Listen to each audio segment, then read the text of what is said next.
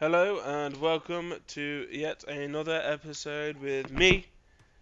If you don't know who I am by now, it's Loki the Old Crow. Don't worry, I don't blame you for not knowing who I am. I barely know who I am at the best of times. Anyway, let's get down to business. I have no time to play around. What is this? Well, this is Zvickerson and Milkslayer match 3. We're going into the third match. That is match 3. That's numero tres for you in Spain lands. And we've got Vickerson in blue as usual, as the Biz, and in pink as usual we've got Milkslayer, and they are the Malians.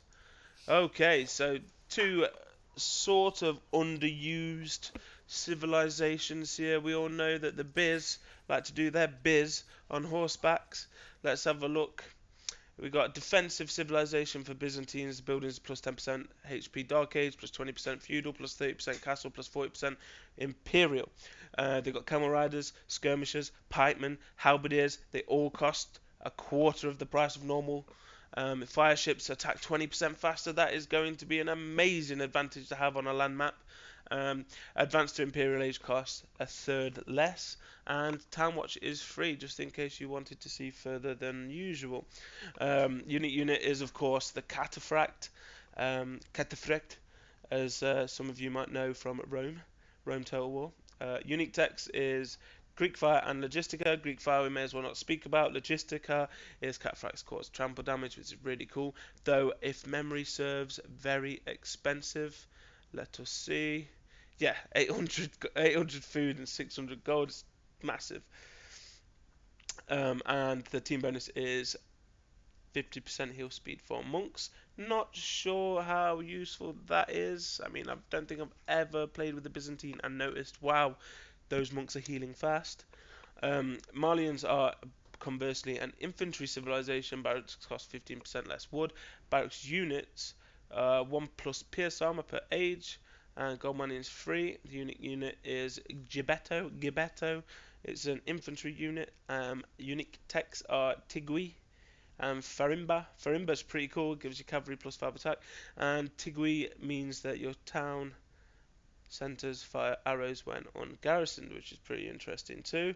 Team bonus is universities work 80% faster. Let's get this done. Okay, so having watched game 1 and game 2, zvickerson usually starts with a 3 militia, then into man-at-arms rush, and Milkslayer tends to sit there and take it, depending on how much he's able to suppress pink's economy. This is blue I'm talking about. It depends on how well the game goes for blue. It should be interesting because obviously the Malians are a infantry civilization and they're stacking up against a cav heavy civilization.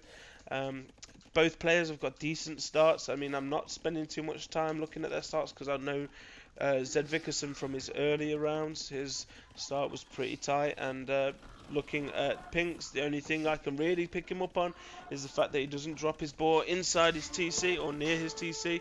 Blue nearly losing his scout there. He's like, are you lost, boy?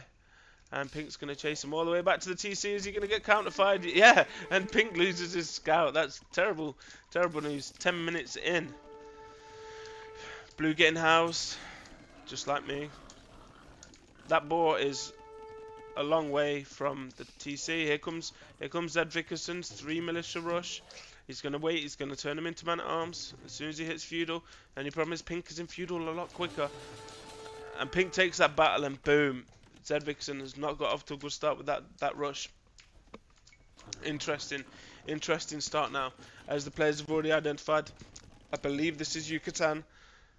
Yeah, it's Yucatan. Plenty of food on this map.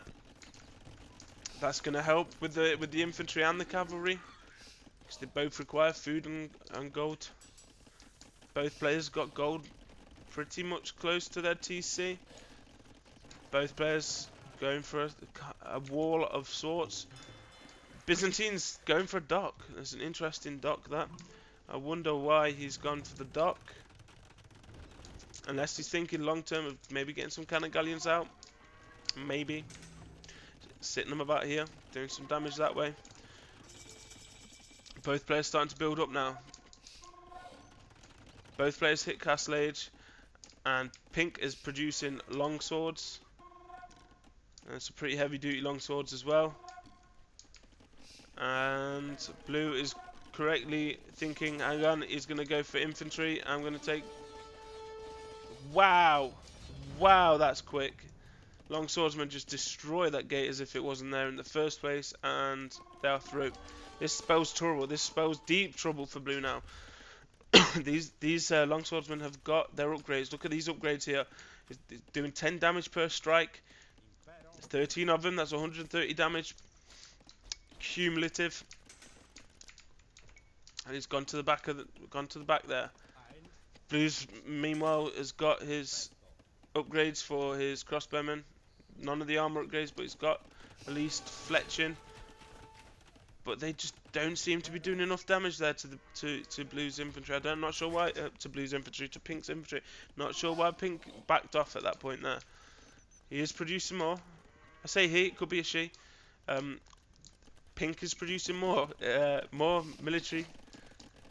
So is Blue. They're both sticking to their guns, both going to their respective earlier choices. Pink getting Blue off of gold again.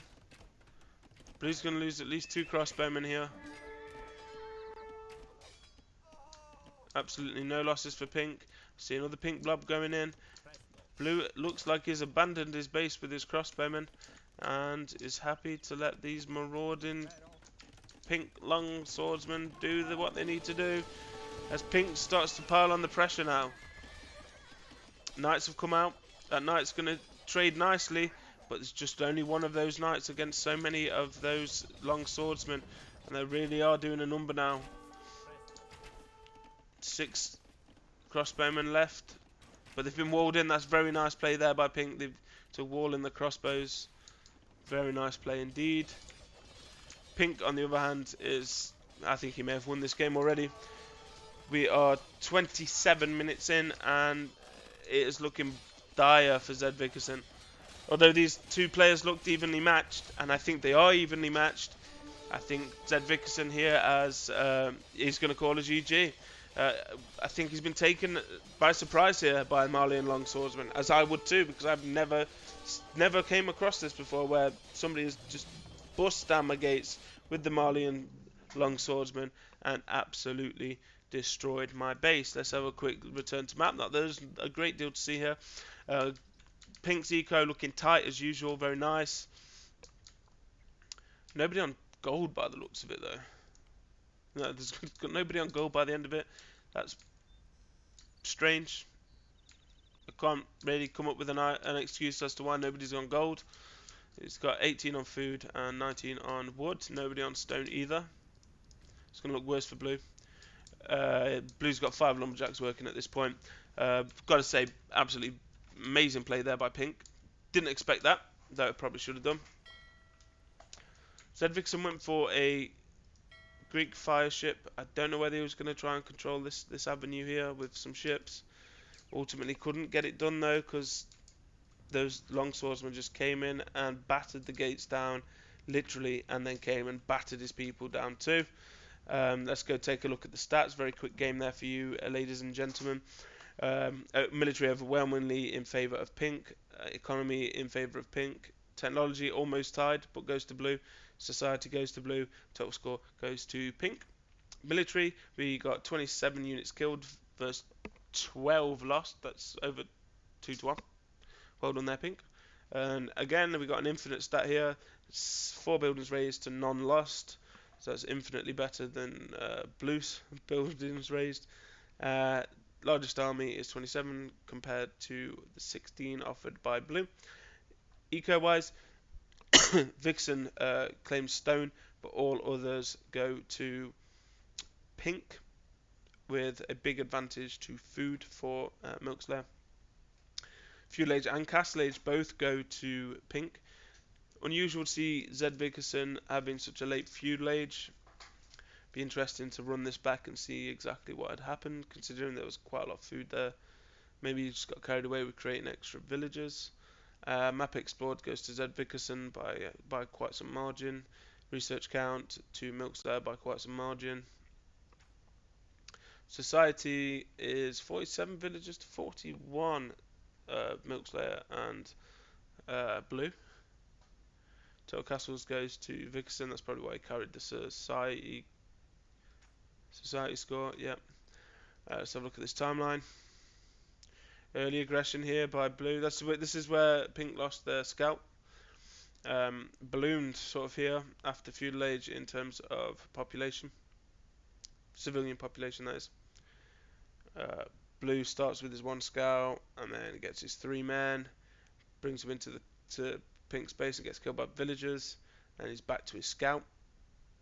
Starts ramping up on his crossbowmen. Unfortunately, the crossbowmen couldn't make enough damage on those Malian swordsmen to stop them, and the swordsmen carried the day. That means Milkslayer is through to the next round. That is the round of 8. After that, it looks like to me it's going to be. Oh wait, no, it's the quarterfinals. This is the quarterfinals. Milkslayer is now a quarterfinalist for the Facebook Community Cup. Thank you very much, Milkslayer, for participating, and congratulations. Look forward to seeing you next one. zvickerson, thank you very much for sending me these replays. I appreciate your feedback as well. Looking forward to seeing you compete again. As I said privately to you, I would quite happily see you play 7 games with Milkslayer, best of 7 rather, as they were quite close, and I think perhaps, especially in this last one, which I hadn't seen before I contacted you, I do think that you perhaps taken off guard here, and maybe that's the brilliance of Pink's tactic there, to take him off guard and ultimately take him out of the game. But yeah, I look forward to seeing Milkslayer compete again, see if he can do this to any other players, and look forward to seeing zvickerson in the next cup. So without further ado, I'd like to thank you all for sticking with me. I enjoy your feedback immensely, so leave a comment below, and have a good day.